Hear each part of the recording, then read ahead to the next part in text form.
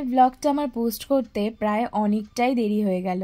Actually যাওয়া থেকে আসা পর্যন্ত এতটাই পরিমাণে ব্যস্ত ছিলাম যার দরুন আমার ভিডিও এডিট করা তো অনেক দূরের কথা, ভিডিওগুলো ভালো করে দেখারই টাইম হয়নি।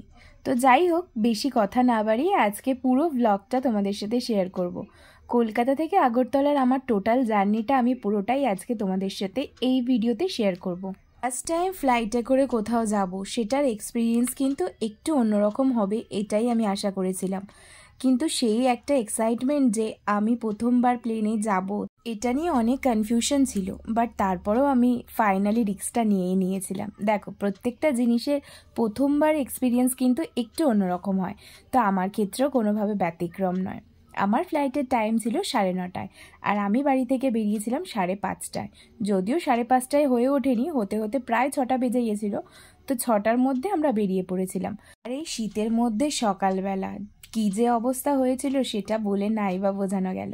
এয়ারপোর্টে পৌঁছাতে আমার মাত্র 40 মিনিট টাইম লেগেছিল, আর 2 ঘন্টা আগে যেহেতু বোর্ডিং পাসটা নিতে হতো, সেই জন্যই আমি অনেকটা টাইম হাতে করেই এসেছিলাম, যাতে আর যাই হোক ফ্লাইট কিন্তু মিস করা যাবে না। তো দেখলাম হাতে এতটাই সময় আছে, একটু গরম গরম চাও খেয়ে নিলাম। দেখো, সেইভাবে কোনো খাবার কিন্তু ক্যারি করতে পারিনি, আর কোনো খাবার ওখানে অ্যালাউ করতো না, সেই জন্য যা খাবার দাবার ছিল সঙ্গে করে সেই খাবার দাবার বাইরে দাঁড়িয়ে খেয়ে নিয়েছি। আর এখানে কিন্তু আমি একা না, আমার সাথে আমার 2টো কাকুও যাচ্ছে। আমরা যারা মিনি ব্লগগুলো দেখে নিয়েছে তারা কিন্তু সবাই জানো কী জন্য আমি কলকাতা থেকে আগরতলায় বেরিয়েছি। তাও এই ভিডিওতে একবার মেনশন করে দিই, আমাদের একটা বিয়েবাড়ির ইনভিটেশন পড়েছে, আর তার জন্যই এই এত দূর যেতে হচ্ছে। দেখো, বিয়েবাড়ির ইনভিটেশনের জন্য যে এত দূর যেতে হবে এটা কিন্তু আমি এর আগে কখনোই ভাবিনি। সাধারণভাবে ইনভিটেশন কিন্তু আমাদের কলকাতার মধ্যেই পড়ে, but this is the first time যখন আমরা যাচ্ছি কলকাতা থেকে আগরতলা। মানে আমি জাস্ট ভাবতেই পারছিলাম না যে এত দূর যেতে হবে, তাও একটা বিয়ের ইনভিটেশনের জন্য। তো যাই হোক, শুধু ইনভিটেশন তো নয়, তার সাথে আমরা আগরতলাটা বেশ আনন্দ করে ঘুরেছি।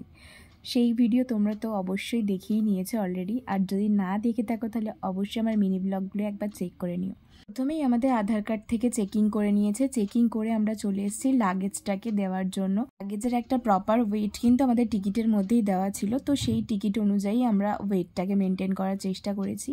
তো লাগেজটা দেওয়ার পর আমরা বোর্ডিং পাস পেয়ে গেছি। এবার আমরা বোর্ডিং পাস নিয়ে যাব চেকিংয়ে, মানে আমাদের বডি চেকিং হবে। আমি কিন্তু প্রথম থেকে জানতাম না, মানে একটার পর একটা স্টেপ বাই স্টেপ যে প্রসেসিংটা সেটা কিন্তু আমি সত্যিই জানতাম না। তো যাওয়ার আগে আমি ইউটিউবে কয়েকটা ভিডিও দেখে নিয়েছিলাম, সেখান থেকেই আমি স্টেপগুলো জানতে পেরেছি।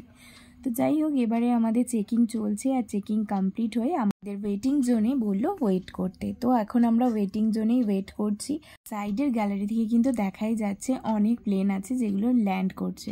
মানে দেখে আমার জাস্ট ততক্ষণে এক্সাইটমেন্ট আর ধরছিল না যে কতক্ষণে আমিও সেমভাবে উঠবো আর ল্যান্ড করব। তো যাই হোক, তারপরে আমি একটু আশেপাশে ঘুরে দেখছিলাম যে কি কি পাওয়া যায়, কি আছে, সমস্ত কিছু একটু এক্সপ্লোর করার চেষ্টা করছিলাম। তারপরে আমাদের ফাইনালি এখানে লাইনে দাঁড়াতে হলো, আর আমাদের এখানে এয়ারবাসও চলে এসছে। ফ্লাইটের টাইম যেহেতু 9:30, তো 9টা থেকেই এয়ারবাস আসা শুরু হয়ে গেছে। তারপর 2টো 3টে করে বাস এসছে, আর আমাদের একটা একটা করে টিম নিয়ে গেছে। তো মোটামুটি 9টা থেকে 9:10-এর মধ্যেই আমরা ফ্লাইটের সামনে পৌঁছে গেছি। তো 10 মিনিটের মধ্যেই সামনে এসে আমাদের ফ্লাইটে ওঠার জন্য চেকিং জাস্ট করা স্টার্ট করে দিয়েছিল। দেখো, আমরা কিন্তু ইন্ডিগোতে গেছিলাম, আর এখানে যাওয়ার সময় এরকমভাবেই আমাদেরকে লাইন দিতে হয়েছিল। প্রথম থেকে এতটা এক্সাইটমেন্ট না থাকলেও পরবর্তীকালে যখন টাইম এগিয়ে আসছে ততক্ষণে আমার এক্সাইটমেন্ট কিন্তু একটু একটু করে অনেকটাই হয়ে গেছিলো। আর সমস্ত কিছু কমপ্লিট করে প্রসেসিং হয়ে যখন আমি ফ্লাইটের ভেতরে উঠলাম, তখন তো আমার এক্সাইটমেন্ট তোমরা মুখে চোখে দেখতেই পাচ্ছ যে কতটা এক্সাইটেড হয়ে গেছে। তারপর পড়লো যে কনফিউশন, যে আমি কোন দিকে সিটে বসবো। তো সিট নিয়ে খুব কনফিউশন ছিল যে যদি উইন্ডো না পাই তাহলে কি হবে। আফটার অল ফ্লাইটে সবাই কিন্তু উইন্ডোটাই চায়, কিন্তু ভাগ্যক্রমে আমি দেখলাম যে আমার উইন্ডো সিট পড়েছে, কিন্তু সেই দেখাটা যে একেবারে ভুল ছিল সেটাও আমি বিশ্বাস করতে পারছিলাম না। তো শ্রীলঙ্কা থেকে একজন এসেছিলেন প্যাসেঞ্জার, তো উনি বললেন যে ওনার উইন্ডো। তো আমি ফাইনালি ভালো করে চেক করলাম, করে দেখলাম যে হ্যাঁ, ওনারই উইন্ডো পড়েছে। বাট মহাদেব সঙ্গে থাকলে কিন্তু সবটাই পসিবল হয়। তো উনি যা আমার সাথে কথা বলে উনি জানতে পারলো আমার এটা ফার্স্ট টাইম। তো উনি ওনার সিটটা জাস্ট আমাকে ছেড়ে দিয়েছিল। মানে সবটাই হচ্ছে ভগবানের আশীর্বাদ, না থাকলে হয় না।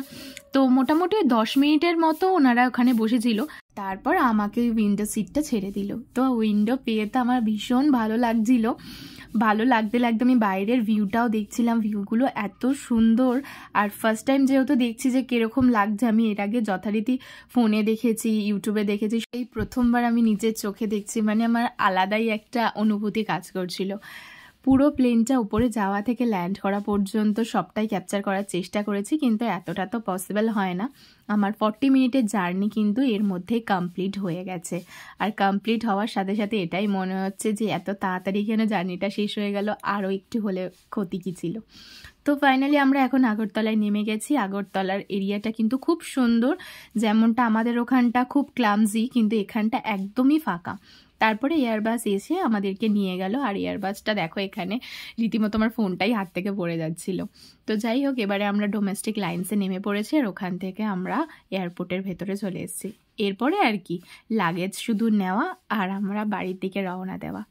সমস্ত কিছু মিলিয়ে কিন্তু আমার জার্নিটা ভীষণ একটা সুন্দর ছিল, আর খুব স্মুথ একটা জার্নি ছিল। কোনোরকম ট্রাভেল কিন্তু আমাদেরকে ফেস করতে হয়নি।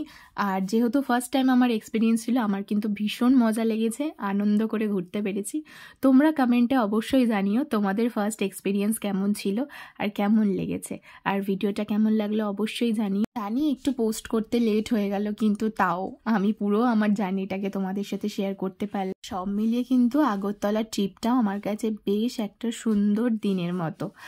আর এখন আমরা অলরেডি গন্তব্যে পৌঁছে গেছি। ওই অটো করে মোটামুটি 15 মিনিট থেকে 30 মিনিট আমার লেগেছিল টাইম। তো এসে গেছি। তো চলো ভিডিওটা এখানেই শেষ করা যাক। দেখা হচ্ছে নেক্সট ভিডিওতে। এখনের মতো টাটা, সবাই ভালো থেকো।